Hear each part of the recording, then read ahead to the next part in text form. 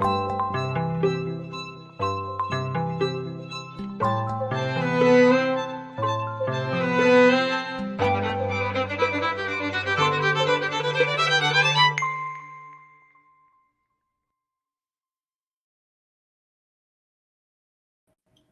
little sound, that bling at the end, is like.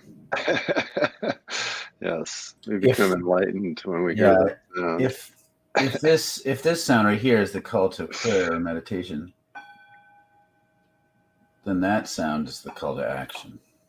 There we go. Nice. Oh, well, agree.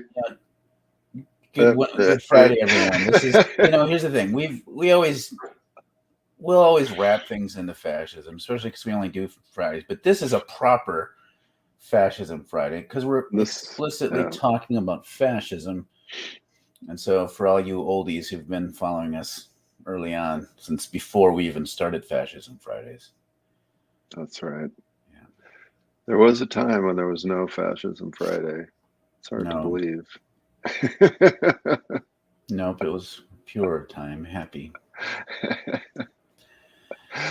Well, good morning to anyone that happens to be out there, either now or later. And I'm Daniel Wolpert. I direct Micah, the Minnesota Institute of Contemplation and Healing. I'm Ash Van Steenwyk. I direct the Center for Prophetic Imagination. And so the prompt, I'll just share a little bit about this, and I don't know if I want to share the screen, but might as well share this. We've got the technology. We've got the technology at our disposal. So here we go. There we go. So I can even scroll. We can just do play-by-play. We can do reaction videos now. So I'm not a big lover of the New York Times, but they often will at least talk about things that are important to talk about. My irritation with them is usually their spin, but this is an interesting article. It's about the growing religious fervor in the American right. This is a Jesus movement. Yeah, it's a crap title, by the way. But really what the article's about is how at political rallies, for Republicans mostly, there have been, you get this, people like engaging in evangelical style worship. And so it says they opened with an invocation, summoning God's hedge of thorns and fire to protect each person in the dark Phoenix parking lot. They called for testimonies, passing the microphone to anyone with inspirational words that they'd like to say on behalf of our J6 political prisoners, referring to people arrested in connection with the January 6th attack on the Capitol. Then, holding candles dripping wax, the few dozen who were gathered lifted their voices a cappella in a song treasured by millions of believers who sing it on Sundays and know its words by heart. Waymaker, miracle worker, promise keeper, light in the darkness. My God, that is who you are. And it continues from there. And so the idea here is that we're seeing more and more in political rallies, explicit political rallies, evangelical worship elements. And the temptation is to say, well, that's always how it's been. Because we tend to think that anything that seems very regressive, we equate with traditional, which is a weird habit that we've picked up in the United States in particular. And that shitty church-state dynamics that we experience now have always kind of been in play. And that's just a mistake to think that way, because that's not true. It was not common during Reagan's time for people to do praise and worship style gathering rituals for a Reagan rally. They always incorporated God language for sure. That's been a big part of it. This is an intensification of a movement we've seen our whole lives, but it's a new level, a new intensification. Yeah. Well, a new level, or I guess the other thing that I think about is that historically these kinds of trends, rather than being a linear constant or maybe a linear increase or a linear decrease, it's more like waves, right? That some of these habits and patterns kind of come and go at different times of crisis, times of intensification, right? Times when there's sort of a certain resistance to change or an engagement with change. And so, this, I think that to me, this is what I see in this is not that, oh, it's always been exactly like this, or it's never been exactly like this. This is brand new. It's that, no, this is an intensification of a habit that we have seen before in certain things, but right now it's really taken off. And one of the examples I was given just before Ash and I were on, and again, I've recommended this book now several times because I know that one recommendation for a 500-page book is not going to go over very well. You got to show that it connects with lots of yeah, things. in the matter of color, so this is about the laws that were created and the legal casework that was created in the colonial period to intensify and really create the entire institution of slavery. And so how did they do this, right? How did the powers that be sort of get this going through the land and in these colonies and everything? Well, one of the things that's amazing to me to learn when you read these statutes is that when there was some kind of violation, when a slave would run away or when a slave would have a baby or different things that would happen and there was some punishment for it, often the punishment was corporal, you were beaten, but then there was also an economic punishment. There was some kind of fine that was levied. Mm-hmm. The people that were, and this was written into these laws, that were in charge of both enacting the fine and then profiting from the fine were the church wardens, the church elders. And the church would take a cut of these things. So, the master would get most of the fine, but the church would get a third. I mean, that's a big cut, right? Yeah. So in this period of intensification, when there was this need to create this social control, right, which is a lot of what fascism is about, the political bodies turned to the church to get a lot of their sort of oomph, and it's ironic to me that when we talk now about the history of the police, for example, and we want to sort of blame it on some kind of bad guys in societies, right? We talk about these slave patrols, and there that is a part of the history of policing, but the nice liberal people in their churches don't talk about and largely don't know, oh, all these church denominations were the enforcement mechanisms for slavery and profited directly from that. Right. And so to me, when I see this going on, I'm like, yeah, this is what this white colonial project does. It uses religion in very, very powerful ways when it feels threatened or when it needs to create some kind of institution for control. Yeah, we could think of, there's lots of metaphors we can use, but it's like a cancer. Maybe in society, we're able to do treatments to make the cancer smaller, but then it'll come back in sometimes unexpected new ways. And when it comes back into your lymph nodes or something, it doesn't make sense to say like, well, we've had cancer before. Like, it's like, well, yes. But that doesn't mean that when there's new aggressive strains of fascist Christo-fascism, that it shouldn't be alarming and understood in its own terms.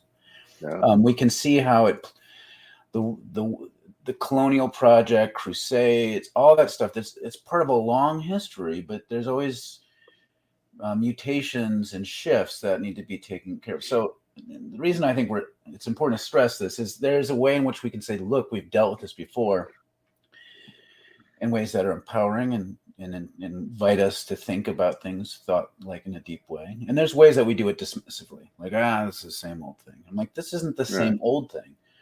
Right. It is a continuation of the same old thing, but in new ways. And I don't want to be alarmist about it, but just to pull up again from this, and then I want to talk about it from a different angle, like almost quasi-positive for a second, which Bear with me, everyone. So at the Trump rally in Michigan last weekend, a local evangelist, preaching the gospel he is, offered a prayer that stated, "Father in heaven, we firmly believe that Donald Trump is the current and true president of the United States." He prayed in Jesus' name that precinct delegates at the upcoming Michigan Republican Party convention would support Trump-endorsed candidates whose names he had listed to the crowd. "In Jesus' name," the crowd cheered back. The infusion of explicitly religious fervor, much of it rooted in the charismatic tradition, which emphasizes the power of the Holy Spirit, into the right-wing movement, is changing the atmosphere of events and rallies, many of which feature Christian symbols and rituals, especially praise music. And it goes on from there. You know, here's the thing. Like, again, none of that is exactly new, but the way we're seeing it kind of manifest is fairly new, and or at least an alarming kind of development. But Yeah. part of the thing I think is interesting here is we've I was talking before we started about. I listened to the Behind the Bastards podcast that Ellen, who listens to this our little thing a lot, recommended. And it talked about how this isn't always the way it's been in terms of the evangelical capitalist kind of relationship that we've had. There's always been parts of it, but what we think of as kind of American evangelicalism really doesn't start until the 50s. The elements of "in God we trust" being on money, the idea that big business and evangelicalism are buddies.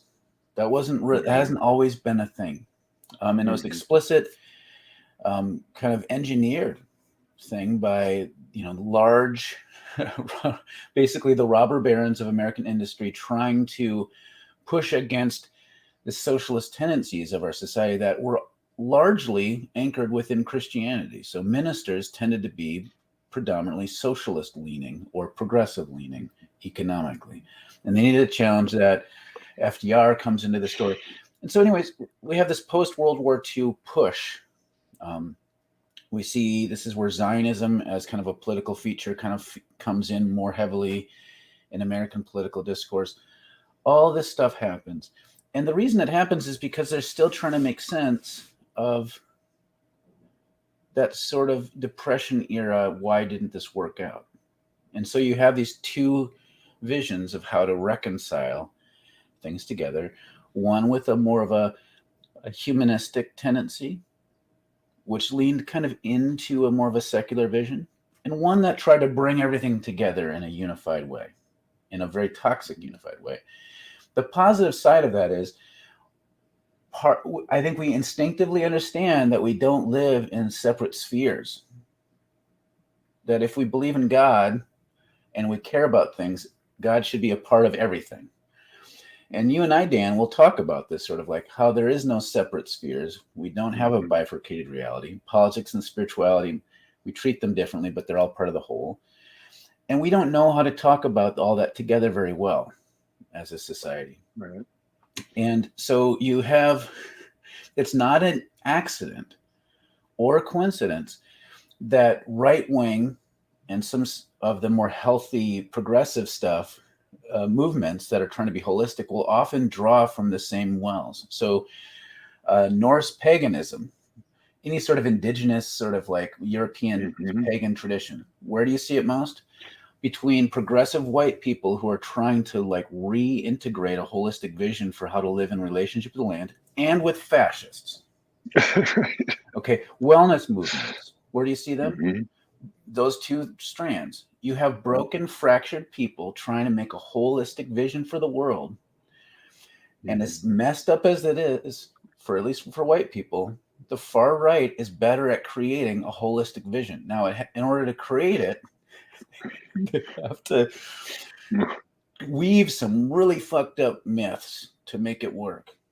But it's a picture they present, and people are like, I'm going to go along with that because at least I feel whole. That's my weird positive spin on this. Positive. All right, and this is also, as we're already halfway through. We've gotten one very brief comment It's from both. Harmony, Yeah. It's both. and Michelle, that was weird. I mean, did I say Yeah. something wrong, So, or is it just a weird thing that I was pointing well, out? no, I mean it's very complicated and somewhat kind of ironic in Yeah. certain ways. And what I was going to add to it is that the distinction between those two constructions, Hmm. which may use some of the same building blocks, Yeah. right? So, um, but in many ways come to a very different place, has to do with the issue of boundaries, right? So in the right wing vision, and I was thinking about these rallies, right? So yeah, if you're a white cis person, sexually engendered cis person, and you come to one of these rallies, right, and you're feeling like you're this fractured person, and the world is scary and blah blah blah, all this kind of stuff, and you're looking for some holistic thing, and Yeah. you go there, and you're a white Christian heterosexual person, and you go to one of these rallies, and you're like, oh my gosh, like this is it, right? Like this is integrating all these things, and right, politics and lifestyle and health and faith, and it's this integrated whole. Now let's say you're a brown Muslim person that goes to one of these rallies. You're likely to get the shit beat out of you, right? Because you have transgressed the boundary that is heavily set around this thing. On the other hand, if one goes to what might be considered a progressive or leftist sort of setting, where they're trying to, again, create a whole vision using many of these same building block elements, Hmm. many of those settings will say, well, what we're trying to do is expand the boundary, right? So we don't care what religion you are, and we don't care that whether what your color is, what your gender is, what your sexual orientation is, whether you're an immigrant or born in the United States, all of these things. And so that's where you can have some of the same building blocks, but you can have a very different result. It's sort of like if you're into Lego, because I'm using the building block thing. It's like you can take the same pieces of Lego and you can follow the instructions and build one thing, or you can take those same pieces of Lego and build whatever you want, and you may get 20 different things, right? So it's the same building blocks, same piece of Lego, but you've got a lot of different results. And I think that's what's very interesting because, right, when you go to either one of these rallies or, a Trump kind of website, yeah, you will hear a lot of the very same language, right? We're interested in freedom. We're interested in, Hmm. uniting people. We're interested in things being whole and prosperous and, all that kind of stuff. And you think, wow, they're using these same building block languages, but the result is very, very different. I All mean, just right, now we're even getting some comments. yeah, and even just a quick subtle like thing. It's interesting, and it shows the similarity and the dissimilarity.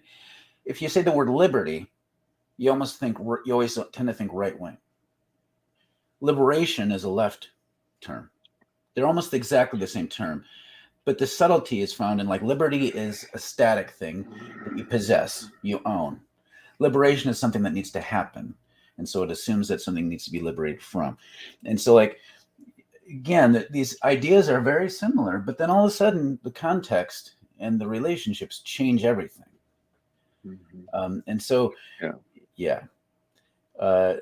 Michelle writes, not that I disagree, it's just strange because being more in the pagan/Euro indigenous circles rather these days, rather than Christian ones, I see this and it's clicking in a different way. More to think on. Fucking fascists are everywhere, to oversimplify. Yeah. Ellen writes, so if cancer is to the lymph nodes, the person doesn't have long to live, or they need a miracle. What is the miracle here? A revolution that's outgunned but still overcomes? Well, yeah, right.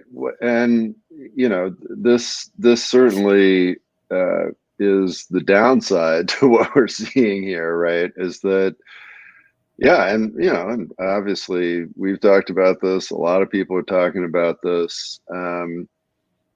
Is the United States as some sort of solid national entity going to continue to exist, or is this a cancer that's going to kill it? Right? I mean, if you have a group of people, right, that wishes that the folks that stormed the Capitol had caught Mike Pence and hung him and started a coup. That's they think these people are political prisoners. They would perfectly be happy to have Donald Trump as president for life. And then, of course, at that point, who the hell knows what would happen? And uh, so things do. Michelle's got this comment: "Circle of life, all things die." Right. I mean, things die, and then new things come about, and this is one of the interesting things about fascism, at least so far, what we've seen of fascism in human history, is that it doesn't ever last all that long. It seems to kind of self-destruct and implode because again, this drawing this circle and having this boundary, and the boundary of who's in gets sort of smaller and smaller and smaller, and the number of enemies get more and more and more. And then eventually that's just not a sustainable kind of model. Mm-hmm. Ellen points out liberation, and don't forget liberals. Right. Yeah, exactly. Yeah. Ellen also says, what does Hospice for the USA look like? Sure would be nice if US would work the 12 steps or similar. Right. Yeah, and that's the thing, so thankfully we, the people who live within the bounded set of the United States of America, are more than just Americans. Like, that's not the only thing that keeps a people together. And so if it dies, the government dies, and we have to figure things out, there's hope to be found. We're not just one thing. So I'm not sure we need, do we need hospice for the USA, or do the people here need healing and liberation, and the government structure that has power over us can make the change. Well, and part of the issue around the 12 steps, and in fact, one of the things that CPI did was this little group on the 12-step program for the dominant culture a number of years ago. Part of the challenge of all of this, right, is that this isn't just about one country, right? So we have this now worldwide, global, interconnected capitalist system, which really is the problem. That's sort of the overarching problem.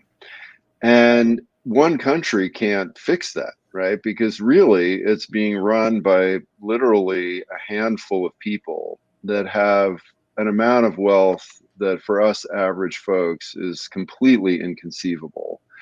And really, national economies have essentially become just individual line items on this global corporate balance sheet. And so from their point of view, if countries come and go, right? And when you look at, I mean, there are a number of countries right now, and the number is literally increasing weekly, who are just that are just imploding and sort of don't exist anymore, right? And so we've got, Syria, and we've got Yemen, and we've got Somalia and Ethiopia and South Sudan, and now we've got Ukraine, and Sri Lanka is now deconstructing, and Peru a couple days ago, and Pakistan is in constitutional crisis. I mean, we're just going to keep seeing this happen more and more and more because of the way that that the capitalist world is constructed. And again, these people at the top, they don't care. Like, they don't care if there's a Peru or not a Peru. The question just is, can I keep the oil flowing, or whatever, minerals or comes from that part of the world? Mm-hmm. And so the 12-step program would somehow have to be a 12-step program that would address that much bigger issue. And the paradox is that, in a way, the 12-step program for that happens at a very, very small level. And we've talked a lot about communities and mutual care and mutual aid. And yeah, I mean, how do you just sort of sift through the rubble? Yeah, this is, one overlay to look at for history. And I don't want to oversimplify, but you can see this trend of, you had the industrial age with the Gilded Age, and there was a lot of economic destabilization that happened in the late 1800s, and then in the 1920s, the Depression. And so World War II emerges in the wake of that. It's not just that, like, you had some mean Germans out of the blue Right. wanting to create an ethno state. Those mean Germans. It's because of economic destabilization. And the reason why you had John Birch and all these almost all of the industrialists, the mega industrialists in the United States, wanted to be isolationist or side with the Nazis because they leaned fascist, right? And because fascism was a way to maintain control. Once the control is maintained, and, like, you can shuffle the board a bit, then the fascist movement doesn't need to exist anymore, and it's too unstable. And so big business kind of restructures and more, like, moderates. Well, then you had FDR threaten things, the movements that pushed FDR more than that. And so in the 50s, you had this returning fascist impulse, and we think, thankfully it didn't work. Well, it did. Like, that's the thing, is, like, Reagan came out of that movement, and Trump came out. So all this is a continues with this tendency for mega rich people to use the levers at their disposal, religion, nationalism, to try to maintain a sort of control. And right now we're experiencing that in a new way. People are really fed up. We're talking about forgiving debts, and people are freaked out about climate change and intensification because of the pandemic. So of course we're seeing this fascistic thing. So, like, here's what Lance says: it is not shrill to fear the possibility of violence in the years ahead. I'm very concerned about that. No, it's not shrill at all. It's actually almost inevitable. Like, we're already seeing it. Well, I was going to say, I mean, the years ahead, have you checked out the number of mass shootings that happen in the United States on a regular basis? I mean, we're there, right? And it's, it's this kind of, the famous frog being boiled analogy is, I mean, we are already being conditioned, both in this country and around the world, to incredible levels of violence on a daily basis, right? I mean, every Monday morning now, some newspaper in the country is like, these were the mass shootings that happened over the weekend in the United States. 5 people killed here, 6 people killed here. And we read, like, about the number of Ukrainians killed in a missile strike, and it's 30 people this morning. This horrible thing at this train station. Well, there are more people killed by mass shootings in the United States than that every single week. So we are already at a level of violence that, 30, 40 years ago, many people around the world would have considered just completely unworkable. And it's completely reasonable to assume that as people get squeezed more and more, and in a world flooded with weapons, that why would that not increase? Because again, the dominant mode of these, mega rich at the top is, we just need to get richer, which means we need to squeeze human beings and resources more and more and more. And people can only get squeezed so much, and then they have no food, they have no place to live, they have no, gasoline to get to work, and then they're like, well, fuck it, I'm gonna go blow something up. It's not, this is the sad thing about this. This is not some kind of like incredibly complicated puzzle. This is sort of basic, biological survival. And when we don't care for each other in the same way, when we don't care for the ecology, the results are not great.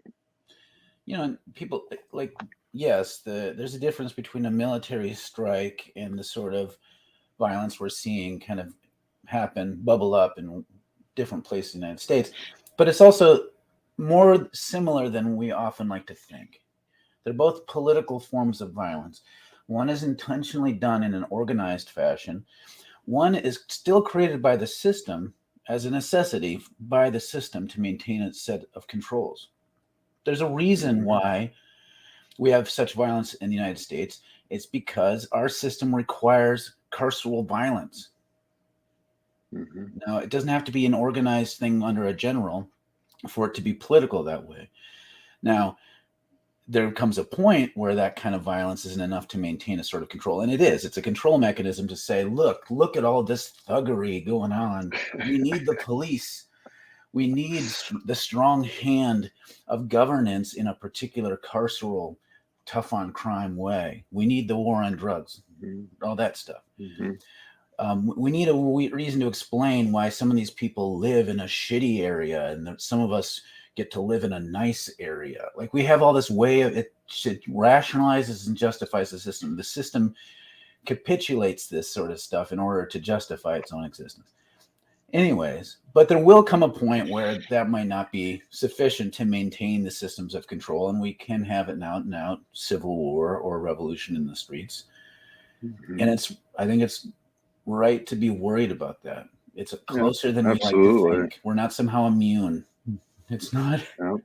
It's not that far off. It wouldn't take much. No. Ellen, we got a couple of comments we can kind of end out on, and we'll probably end with Lance's comment. Ellen writes, "Meanwhile, my kid saw a victim blaming Ellen never swears. Like us. Blaming cartoon about climate change solved by personal recycling." He, 5.5 years old, was very anxious, and I had to help him understand it's not his fault. This is the ecological. This is the same moralistic tendency that obscures reality by blaming individuals. It's the same idea as, even if it was just your sin, Jesus would have had to die. Lance says, to say more, I think there will be more political violence like January 6th. Yeah. It's because for some, it's a zero-sum game. I think evangelical ideology folds into right-wing thinking in the idea of true believers, only one path thinking. Now, this is just to kind of, I know you're not, I think you're a sophisticated enough thinker, Lance, to agree with generally how I look at it, but I just want to highlight some of your words. We tend to focus on the evangelical side, and I've focused on the evangelical side. We've been talking about it as a case study, but I want to underscore that even like the nicest progressive denominations still fall into this thinking, because it's like the fact that all of us think there's nothing weird about saying, in God we trust on our money, or under God being in the Pledge of Allegiance. It's so normalized. It's part of the fabric, even though it's only like 60 years old, that kind of way of using that sort of language. These things, even if they come from evangelical fascistic sorts of places, if they enter into the fabric of our society, become normalized, and then you end up having progressives defend it. So we should be troubled, and even though we can see the engine is hotter with the evangelicals, it still affects us all and is perpetuated by most Christian organizations that have funds and endowments in our society, like the Pew Trust. Like, this is the Pew that funds PBS, totally started by a large corporation with ties with the John Birch Society and all that shit. This is just everywhere. It's thick. Anyways. Yeah, so just to close up, because I know this is all scary and depressing and all that sort of thing. It is. It, and part of developing spiritual consciousness and maturity is to be able to look at things how they really are, kind of unflinchingly. Mhm. And at the same time, that's not all that we do and are as human beings. And That's right. so to also engage deeply in our spiritual lives, in the lives of others together to create community. I mean, um, that has also been the impulse during these times of tremendous upheaval. Hmm. And you see some of the most powerful spiritual movements flourishing during these kinds of times of collapse as well. And again, that circles all the way back to where we started from, that you can use the same building blocks and you can produce a very different Lego. So build a nice Lego. Yeah. Make like a little car that turns into a robot, There you go. like your own homegrown transformer. All right. Great to see everybody. Thanks for listening in. We'll see you And next we'll time. we'll see you next time. All right. Bye. Bye.